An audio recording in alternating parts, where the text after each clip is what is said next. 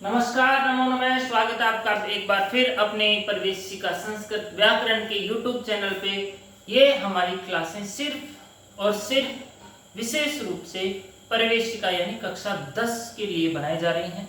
कई सारे कमेंट्स यहाँ पे आते हैं कि कौन सी क्लास के लिए है, 12th वरिष्ठ उपाध्याय।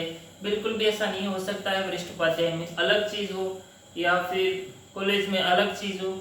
हम यहाँ पर सिर्फ और सिर्फ 10th क्लास को ध्यान में रखकर ही वीडियो बनाए रहे हैं और 10th की स्टैंडर्ड तक की हम इनको सिखाएंगे। उसके हिसाब से हम अपने यहाँ पर कार्य करेंगे। चलो, आज की कक्षा में हम बनाएंगे सखी शब्द से। अभी हमारे सखी शब्द चल रहा है, तो सखी शब्द से हम प्रथमा के द्विवचन में बनने वाला रूप, प्रथमा के द्विवचन में रूप कौन सा बनता है यहाँ पर? सखायो। ठीक है, सखी प्लस औ या प्रथमा और द्वितीया दोनों चल जाएगी यहाँ पे। प्रथमा और द्वितीया के द्विवचन में औ और औट प्रत्यय होता है। और सखी प्लस औ और औट से सखायो कैसे बनता है, उसी चीज को हम आज यहाँ पर सीखेंगे कि सखी शब्द से कैसे सखायो बनता है। तो शुरू करते हैं बिना देरी किए आज की क्लास। सखायो के अंदर आने वाले पहले मोस्ट सूत्रों के बारे में हम एक बार हल्का सा ज्ञान कर लेते हैं। सबसे पहला वाला तो ज्ञान ये होता है कि सखी शब्दों को सर्वनाम स्थान संज्ञक, जहां जहां पे सर्वनाम स्थान संज्ञा होती है सखी शब्दों की, तो वहां पर क्या माना जाएगा? सखियों को नित माना जाएगा। मतलब न की इत संज्ञा हुआ माना जाएगा, न की इत संज्ञा हुई माना जाएगा जहां जहां पे सर्वनाम स्थान संज्ञा होती है। तो सौदिक सर्वनाम स्थान संज्ञा स्वाभाविक है, सु की होती है, औ की होती है, जस की होती है, अम की होती है और औट की होती है। इस तरह से 5 वचनों की यहाँ पे सर्वनाम स्थान संज्ञा होती है। अभी हम जो सिद्धि बनाएंगे वो यहाँ पे जो बनेगी दोनों में, प्रथमा द्विवचन और द्वितीया द्विवचन में।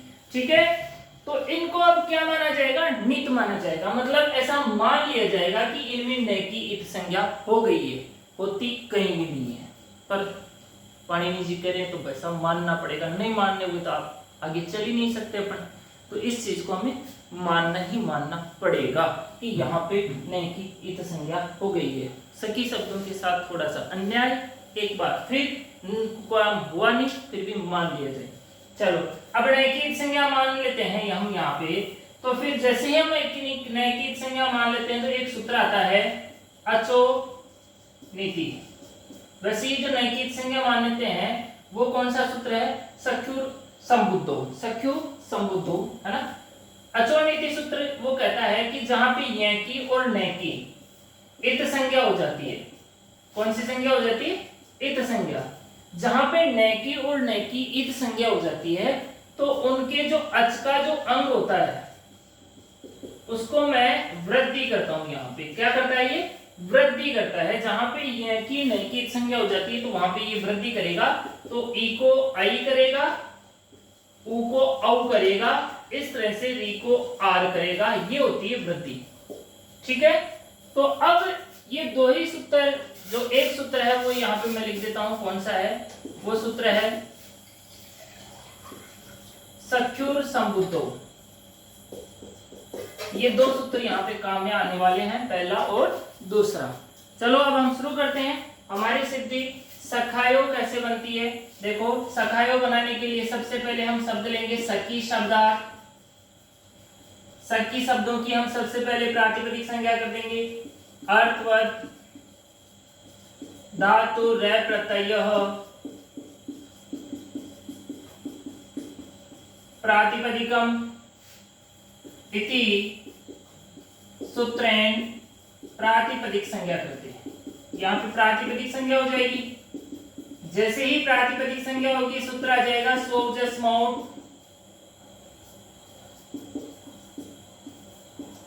ये सूत्र आ जाएगा इत्यादिना सूत्रेण, इत्यादिना सूत्रेण। कौन कौन सी? प्रथमा और द्वितीया। कौन सा वचन? द्विवचन। प्रथमा द्वितीया द्विवचने। कौन सा प्रत्यय? प्रथमा के द्विवचन में औ और द्वितीया के द्विवचन में औ। शेष दोनों में औ ही रहता है, इसलिए यहाँ पे आपने बिल्कुल भी घबराना नहीं है कि औट का क्या बचेगा, टैको हलंत्यम ले जाएगा तो औ ही यहाँ पर बचेगा। और इस तरह से अब स्थिति यहाँ पे हो गई सखी प्लस औ इत्यत्र। अब कौन सा सूत्र आएगा? सख्युर असंबद्धो। सख्युर असंबद्धो सूत्र आएगा, लेकिन उससे पहले ये कहता है कि सर्वनाम स्थान संज्ञा होनी चाहिए। तो यहाँ पे हम सर्वनाम स्थान संज्ञा कर देंगे सुड नपुंसकस्य। ठीक है, सुट की सर्वनाम स्थान संज्ञा होती है नपुंसकस्य का मतलब नपुंसक लिंग में नहीं होगी। इति सूत्रेण सर्वनाम स्थान संज्ञा करते। सर्वनाम स्थान संज्ञा कृते। सर्वनाम स्थान संज्ञा होगी तो यहाँ पे सूत्र आ जाएगा सख्यु। अब ये जाएगा भाई साहब सख्यु रे संबुद्धो। ये सूत्र क्या करेगा? इति सूत्रेण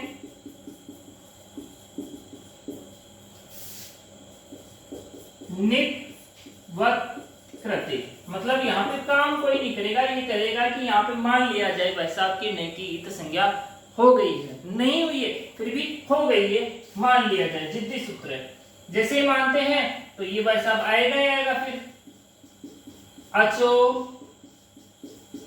नीति, ये सूत्र यहाँ पे आ जाएगा। ये कहेगा इति सूत्रेण ई वृद्धौ आई कृते। ई को वृद्धौ क्या हो गया? आई। जो ई था सखी का उसका आई हो गया, तो यहाँ पे स्थिति हो गई सखई प्लस औ इत्यत्र। अब यहाँ पे आई को आय आदेश हो जाएगा और वो कौन सा सूत्र करेगा? ये जो अय वायावह। ठीक है, इति सूत्रेण अय स्थाने आय आदेशे कृते। अय के स्थान पे आय आदेश हो गया। जैसे ही अय के स्थान पे यहाँ पे आय आदेश होता है तो यहाँ पे रूप बन जाएगा सखायो इति रूपम सिद्धम। और इस तरह से प्रथमा द्विवचन में और द्वितीय द्विवचन में सखी शब्द से रूप बनता है, सखायो बनता है। इसमें मोस्ट इंपोर्टेंट जो सूत्र हैं वो सख्युर संबुद्धो और अचो नीति है। तो मुझे आशा है आपको बहुत अच्छे से समझ में आ गया होगा। बहुत बहुत धन्यवाद। Like and comment share subscribe नहीं किया तो जरूर कर लें।